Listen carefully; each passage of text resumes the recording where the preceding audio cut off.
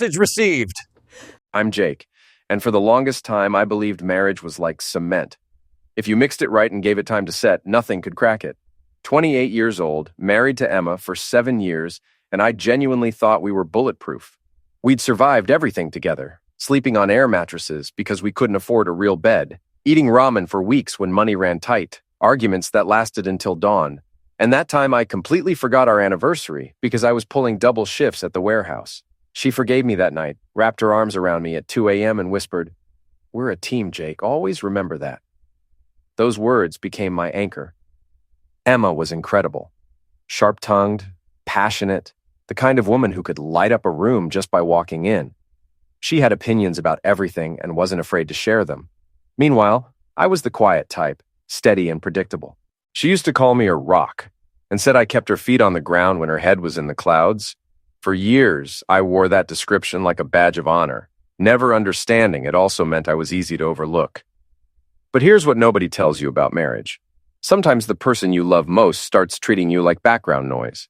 It doesn't happen overnight with some dramatic betrayal or explosive fight. Instead, it's like water slowly seeping into cracks in a foundation, freezing and expanding until everything starts to crumble. First, it was her eyes drifting away mid-conversation. Then came the sighs she didn't bother hiding when I asked about her day. Small kindnesses I used to do. Packing her lunch, fixing the dripping kitchen faucet, bringing in groceries while she scrolled through social media. All went unnoticed. I kept telling myself she was just stressed, that marriages have rough patches, that this cold spell would pass eventually. But winter stretched on longer than it should have. I remember how she used to touch my shoulder when she walked past me in the hallway. Such a small gesture, but it meant everything. One day it just stopped. During movie nights, when I'd reach for her hand, she'd flinch like I'd interrupted something sacred. We started sleeping on opposite sides of our king-sized bed, with an invisible wall of unspoken resentment between us. I tried everything I could think of, asked her out for dinner dates, suggested weekend getaways, even simple walks around the neighborhood just to talk. She always had an excuse ready. Too exhausted from work, too many errands to run, maybe next weekend. Next weekend never came. The inside jokes we used to share disappeared completely. Those knowing looks we'd exchange across crowded rooms became extinct. She smiled more at her phone screen than at me. The worst part wasn't the fighting. It was when we stopped fighting altogether. People assume yelling and screaming means a relationship is falling apart, but silence is the real butcher. We became ghosts haunting a house we'd built together. The same place where we used to dance barefoot in the kitchen at midnight with all the windows open. Then came the smirks. Subtle at first, just quick eye rolls when I'd say something she found stupid. I'd make a comment and she'd purse her lips, glance away like I was some annoying relative she had to tolerate at family gatherings. It stung worse than any direct insult could have. What she didn't say spoke volumes. I could feel her judgment hanging in the air like smoke, making it clear my presence had become a burden she hadn't figured out how to shed yet. One evening, after another day of walking on eggshells, I finally asked the question I'd been dreading. Kept my voice calm and non-confrontational. "Emma, are you happy? With us, I mean?" She didn't answer right away. Just looked at me with those tired eyes and said, "Why do you ask questions when you already know the answers?" That sentence hit me like a physical blow. I nodded, walked out to the garage, and stood there staring at the wall for over an hour, not knowing how to go back inside. There were hundreds of moments like that, each one tiny and seemingly insignificant to anyone watching from outside. But to me, they were paper cuts that slowly bled me dry. I started walking with my shoulders hunched, speaking quieter, laughing less. I wasn't living anymore, just surviving. I'd become the guy who showed up, paid the mortgage, took out the trash on Tuesday mornings. Not a partner, not a lover, just a placeholder keeping the household running. I didn't know how to leave because leaving felt like admitting defeat, like breaking the promises I'd made at that altar 7 years ago. For better or worse, right? But nobody explains what you're supposed to do when the worse isn't betrayal or misuse, just slow-burning apathy and contempt. The gradual decay of everything you thought was permanent. Then Emma's sister Victoria moved in after her messy divorce, and everything got 1,000 times worse. Victoria was everything Emma used to be, but amplified. Loud, dramatic, completely self-absorbed. She had no money for a deposit on her own place, no furniture, no timeline for leaving.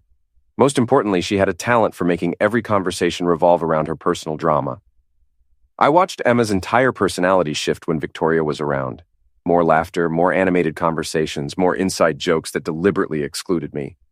In the mornings, I'd pour coffee for Emma and myself, but somehow Victoria got hers first, with whipped cream and cinnamon sprinkles.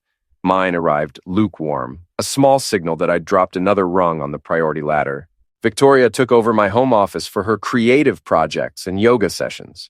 Her laundry covered our bathroom floor. Her music blasted through the walls until midnight. Her friends showed up unannounced for impromptu wine tastings in our living room. I felt like a stranger in my own house, tiptoeing around someone else's life while my own space disappeared piece by piece. One afternoon, I decided to surprise Emma with takeout from her favorite Thai place. I'd been planning it all day, imagining her face lighting up, maybe getting a genuine smile for the first time in weeks. Instead, I walked in to find Victoria teaching Emma how to decorate cupcakes, flour in both their hair, laughing about some romantic comedy I'd never heard of. They paused when I entered, acknowledged me with polite nods, then went right back to their bonding session. I ate my pad thai alone at the kitchen counter, listening to their conversation float past me like I wasn't even there. That night, I couldn't sleep. I walked from room to room, searching for some trace of the home Emma and I had created together. But the house reflected what had already happened. I'd become an extra in my own life, watching from the sidelines as my marriage dissolved in real time. Everything came to a head at Emma's family barbecue 3 months later. Her relatives had never been my biggest fans, but they tolerated me well enough when Emma and I were solid. Now I could feel their indifference like a physical weight. I grabbed a beer from the cooler and tried to blend into the background, but isolation followed me everywhere.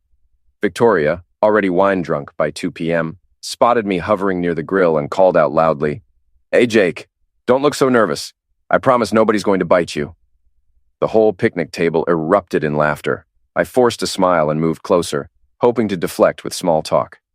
"Everything smells great, Mr. Patterson," I said to Emma's dad, who was manning the grill with his usual serious expression. Victoria patted the bench beside her. "Sit down, Jake. Let's have a real conversation." The way she said real made my stomach clench. I sat down anyway, trying to project confidence I didn't feel. She leaned in close, wine on her breath, and stage whispered just loud enough for everyone to hear. "So, Jake, hypothetically speaking, if Emma ever cheated on you, would you cry?" The question hit the group like a grenade. Laughter exploded from every direction. Emma's cousins, her aunts and uncles, family friends I'd known for years. I sat there holding my beer, face burning, trying to process what had just happened. Someone shouted from across the yard, "She probably already has." Another voice added, "Yeah, what about that trainer at her gym?" The laughter got louder, rolling across the backyard like thunder. I looked toward Emma, hoping for some sign she'd shut this down, defend me, do anything to stop the humiliation. She was sitting in a lawn chair with a glass of white wine, and for just a moment, I saw a small smirk play across her lips. Not embarrassment for my sake, not anger at Victoria's cruelty, amusement. Like this was exactly the entertainment she'd been waiting for. Then Emma spoke up, her voice carrying clearly across the yard. "Well, it's not like he's exactly setting any records in bed anyway." The laughter reached a crescendo, people literally doubling over, wiping tears from their eyes. I felt something cold and sharp slide through my chest, replacing the heat of embarrassment with something much worse. I stood up slowly, set my beer on the picnic table, and looked around at all these people I'd considered family for 7 years. They were having the time of their lives at my expense, treating me like their personal punching bag. Emma's father was chuckling behind the grill. Her mother was covering her mouth, trying to stifle giggles. Victoria looked absolutely delighted with herself. "Message received," I said quietly, but somehow everyone heard me. The laughter died instantly. I met each of their eyes one by one, letting the weight of those 2 words settle over the group. Victoria's grin froze on her face. Emma's smirk disappeared entirely. For about 10 seconds, the only sound was meat sizzling on the grill. I walked toward the side gate, each step deliberate and calm. Emma's mother called out behind me, "Jake, honey, where are you going?" I paused with my hand on the latch and looked back. "Thank you for the hospitality, Mrs. Patterson. Please enjoy the rest of your afternoon." Then I stepped through and kept walking, leaving behind the nervous laughter and awkward silence that had replaced their cruel amusement. I walked 6 blocks to where I'd parked my car, my mind completely clear for the first time in months. They'd shown me exactly what I meant to them, and I'd finally heard the message loud and clear. I wasn't family. I wasn't even a friend. I was their entertainment, their punching bag, their convenient target whenever they needed someone to mock. That night, while Emma was still at her parents' house, probably rehashing every hilarious moment of my public humiliation, I made a decision that had been building for months. I wasn't going to stick around for the sequel. I woke up at 4:30 a.m. with crystal clear purpose flowing through my veins. I moved through the house like a ghost, packing 2 large duffel bags with everything I actually needed: clothes, laptop, important documents, the emergency cash I'd been saving without telling Emma. I left a simple note on the kitchen counter. Hope the joke was worth it. Underneath, I placed the divorce papers I'd had prepared weeks earlier when I finally accepted our marriage was already dead. By 5:15, I was backing out of our driveway for the last time. I drove east toward the mountains, following back roads I'd mapped out during sleepless nights, heading for a cabin I'd rented online using a fake name and prepaid cards. The place was owned by an old guy named Frank, who advertised privacy guaranteed, no questions asked. It felt like destiny. The cabin sat in the middle of nowhere, surrounded by pine trees and absolute silence. No neighbors, no cell towers, no Wi-Fi, just me and 40 acres of forest. For the first time in years, I could breathe without feeling someone's judgment pressing down on my chest. I set up my laptop on a wooden table by the window and started taking freelance programming jobs. My clients didn't care where I worked as long as code got delivered on time. Days fell into a peaceful rhythm. Work until noon, simple lunch, long walks through the woods. I chopped firewood, learned to identify bird calls, read books from Frank's collection. Evenings I cooked basic meals over a camp stove and ate by lamplight, listening to owls and coyotes instead of cruel laughter and whispered insults. For 3 months, I lived completely off the grid. No social media, no phone calls, no contact with my previous life. I grew a beard, lost weight from hiking, developed calluses from splitting logs. Most importantly, I remembered who I was before I became Emma's doormat and Victoria's punchline. Eventually, curiosity got the better of me. I drove to town and checked my old email account from the public library. 67 unread messages, mostly from Emma. The early ones were angry. Running away like a coward won't solve anything. You can't just disappear when things get difficult. This is so typical of you, Jake. But as weeks passed, the tone changed. Desperation crept in. Please just tell me you're safe. I found the papers. We need to talk about this. Then came attempts at manipulation. Victoria feels terrible about what happened. It was just a joke that went too far. You're being way too sensitive about this. The message that broke my heart was near the end. I've been thinking about us, about what we used to have. Maybe we can fix this. Too little, too late. She'd had 7 years to fix things, but chose to stand by while her sister destroyed what little respect I had left. I learned through mutual friends that my disappearance had caused quite the uproar back home. Victoria had to move out when Emma couldn't afford the mortgage alone. Turns out I'd been handling more finances than anyone realized. Emma's father's business hit rough times when he discovered I'd been managing their books for the past 3 years. The whole family was scrambling to untangle financial systems I'd organized and maintained without recognition.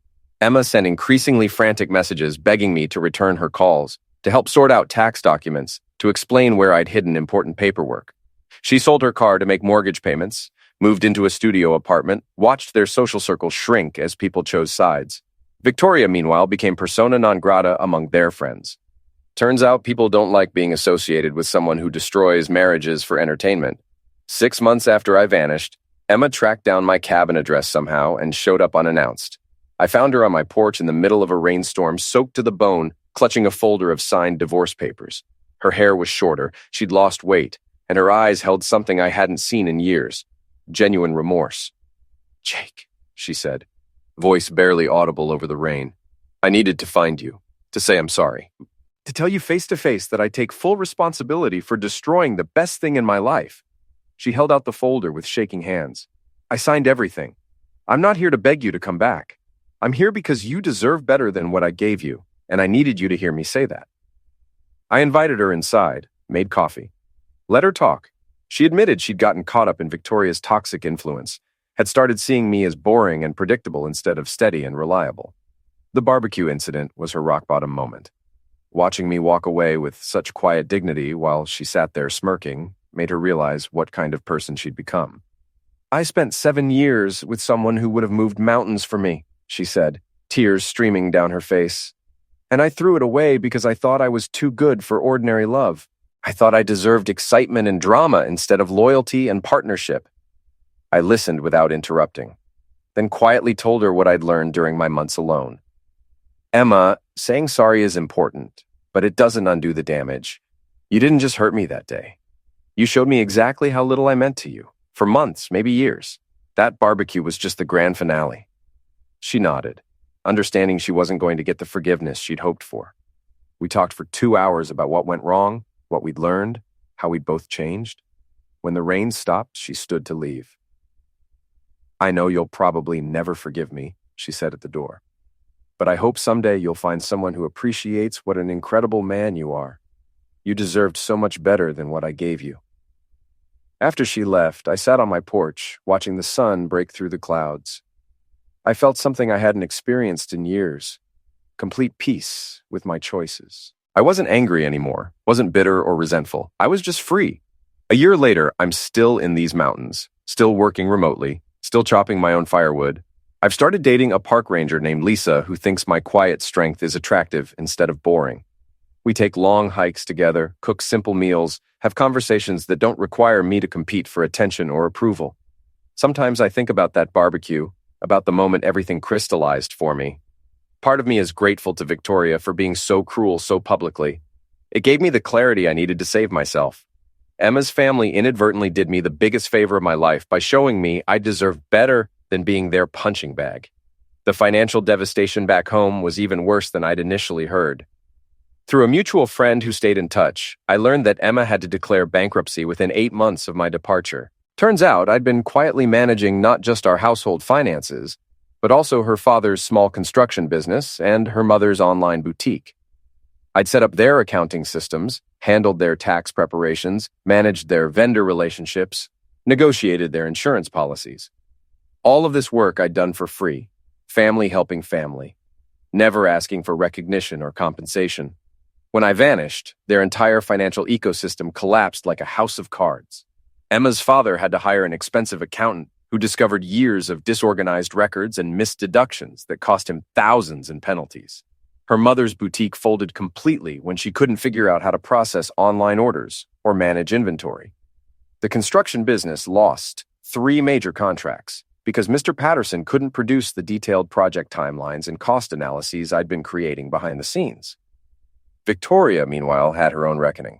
After being kicked out of Emma's place, she bounced between friends' couches for months. Her social media presence, once full of carefully curated party photos and sarcastic commentary, devolved into increasingly desperate posts about fake friends and family betrayal. The same people who used to enable her drama grew tired of her sufferer complex. She eventually moved back in with her elderly parents, a 42-year-old woman reduced to sleeping in her childhood bedroom. But the most devastating consequence was what happened to Emma's relationship with her extended family. The barbecue incident had exposed something ugly in their family dynamic, their willingness to gang up on an outsider for entertainment. After I left, other family members started examining their own behavior more critically. Emma's cousin Michael, who'd been one of the loudest voices mocking me that day, later told people he felt sick thinking about it. He'd liked me, considered me a good guy, but got caught up in the mob mentality. This self-reflection created fractures in the family unity they'd always prided themselves on. Arguments broke out at subsequent gatherings about what had really happened, who was responsible, whether they owed me an apology. Emma found herself defending me to the same people who'd laughed at her cruel joke, which created an impossible psychological position. She couldn't admit their behavior was wrong without acknowledging her own culpability, but she couldn't defend their actions without accepting that she'd married into a family of bullies. The guilt ate at her in ways I only learned about much later.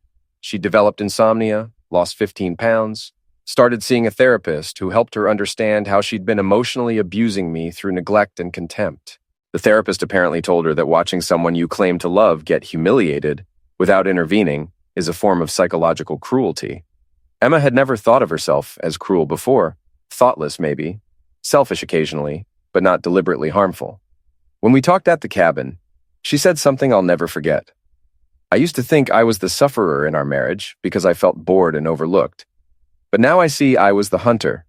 I chipped away at your spirit and told myself it was your fault for being too sensitive, too needy, too plain. I turned you into my emotional punching bag and then blamed you for not fighting back hard enough. She had also uncovered things I'd never told her. After I left, she went through old emails and files and found proof of how often I'd supported her quietly, never asking for thanks. Like the time I paid her student loan bill when she couldn't, but pretended the lender had made a mistake. Or how I'd been saving money each month to surprise her on our 10th anniversary. Or the job recommendations I wrote under her boss's name because I knew she wouldn't accept help if she knew it came from me. I thought you were just there, she admitted. Like wallpaper or a chair, always around, always steady, nothing I had to think about. I never saw how much you were actually doing to keep our lives together, or how much you gave up to keep me happy. Instead of being grateful, I resented you because you made it all look easy. That talk also brought something else to light. Emma had been living with depression for years, but refused to admit it or get help. The irritability, the coldness, the cruel words, those weren't just flaws. They were symptoms. And the way she coped was by dumping her pain on the safest person she had, me. The one who loved her no matter what and would take the blows without walking away. I know that doesn't excuse what I did, she said, but I want you to understand I was drowning. Instead of asking for help, I tried to drag you under with me. I didn't plan it, but that doesn't make it less damaging. You deserved someone who lifted you up, not someone who used you to carry all their pain. After she walked out that day, I spent weeks trying to make sense of everything she had said. Part of me felt justified. At last, someone had admitted what I had gone through was real. But another part of me felt sorrow for both of us. We were stuck in a loop. Her untreated struggles weighed down the relationship, and my habit of avoiding conflict let the damage go on and on. I never learned if Emma really had an affair with her trainer, and I realized it didn't matter. The betrayal was already clear. She let her family mock me, even joined in, and cared more about keeping her sister entertained than protecting my dignity. That told me everything about where I stood in her life. Now, when people ask about the divorce, I keep it simple. We drifted apart, wanted different things, and split as friends. No need to spill the messy details or chase revenge. The best payback is living well, and I'm finally doing that. Emma's burden is knowing she ruined something lasting for something shallow, and that's hers to live with. Lisa, my girlfriend who works as a park ranger, knows the whole story. She listened without judging, asked smart questions, and helped me work through the anger and pain I'd been holding on to. She said something that opened my eyes. You weren't just married to Emma, you were married to her whole toxic family. Leaving her meant leaving all of them too. She was right. I wasn't just Jake, the husband. I was Jake, the family accountant. Jake, the punching bag. Jake, the workhorse they could dump on. My whole sense of self had been swallowed by their dysfunction. No wonder I felt lost for so long before I found the courage to walk away. I kept the cabin, by the way. Bought it from Frank when he retired to Arizona. It's my permanent home now, a safe space where no one can mock me or treat me like a joke. Here, the only opinion that counts is mine. And the only approval I need is from the face I see in the mirror each morning. The place has turned into a retreat for me and Lisa. We host her co-workers for camping trips, share dinners with friends who value kind talk instead of cruel jokes. I've learned to trust my gut again, to notice warning signs early and step away from people who don't bring peace into my life. Sometimes I think back to that barbecue, the moment everything became clear. Oddly, I'm thankful Victoria was so harsh in front of everyone. It gave me the push I needed to save myself from years of slow, quiet misery. In a strange way, Emma's family gave me the greatest gift. They showed me I was worth more than being their target. Looking back, I see how I allowed their behavior by never setting limits, never calling them out, never asking for the same respect I gave them. I confused being useful with being valued. I thought their tolerance meant acceptance, when in truth it was just convenience. So that's my story. A family barbecue turned into the spark for the best choice I ever made. Sometimes the worst day of your life leads straight into the first day of your real life. You just have to be brave enough to step through the gate and keep walking until you find where you truly belong.